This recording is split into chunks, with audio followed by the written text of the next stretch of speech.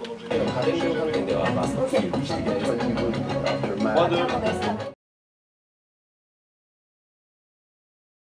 pense que dimanche, on va voir une énorme manifestation. Je suis un peu déçu par le comportement du gouvernement concernant François Hollande, par exemple, qui, j'ai l'impression, n'est pas très chaud vis-à-vis de cette promesse qui était quand même l'une des grandes promesses de sa campagne électorale, et j'ai l'impression que c'est en train de faire un petit peu shit sur pas mal de côtés.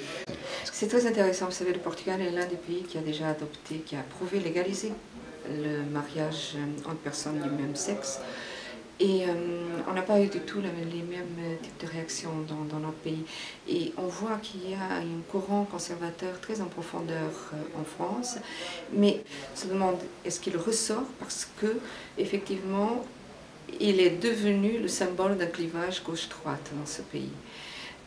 Et donc, où est-ce que ça en dit quelque chose de plus profond sur la société française? Ici en France, j'ai l'impression qu'il y a vraiment un grand déballage, un grand débat, mais si jamais c'est approuvé vraiment, je pense que le kyste aura été crevé. Et que donc cette société pourra tourner une page et aller de l'avant. Je pense que la France est prête à adopter une telle loi. Quand on voit ce qui s'est passé ailleurs en Europe, il n'y a pas de raison, par exemple, si les Espagnols et les Portugais peuvent accepter le mariage pour tous, qu'en France, on n'accepte pas.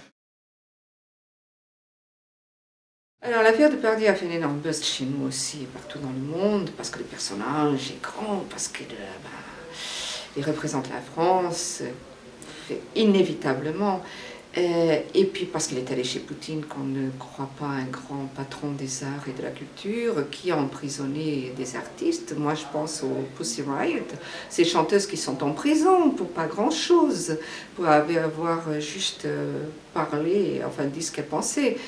Mais en même temps, c'est très curieux parce que dans un pays comme le Portugal, on dit qu'il y aurait peut-être besoin d'un grand coup d'éclat pour donner un coup de projecteur sur les mesures antisociales du gouvernement. Vous savez, grande crise au Portugal, mesures d'austérité, on n'en peut plus. Et donc il y a des gens qui disent qu'il nous faudrait un Depardieu lusitannien qui donne un grand coup de projecteur, un grand coup d'éclat, un grand coup de gueule pour nous faire sortir de ce marasme. C'est quelqu'un qui est aimé, qui joue recette quand il y a des films, qui incarne aussi en quelque sorte la France. Donc je pense que ça amuse pas mal les Britanniques quand on voit quelqu'un comme lui qui fait un pied de nez au gouvernement français pour dire bah, finalement j'en ai assez, je ne veux pas payer ces impôts, je pars d'abord en Belgique et puis ensuite en Russie.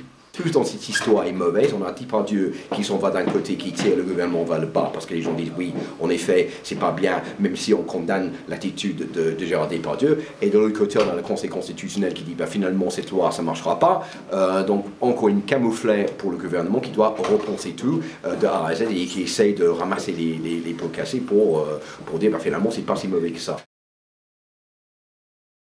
La phrase que j'ai retenue, pour laquelle nous sommes tous d'accord, et pour une fois François Hollande a eu raison de le dire, c'est que 2013 sera une année très dure et très difficile. Donc pour une fois que nous sommes tous d'accord, c'est pour la première fois je crois depuis le début du quinquennat de François Hollande où tous les Français soient d'accord avec ce qu'il dit.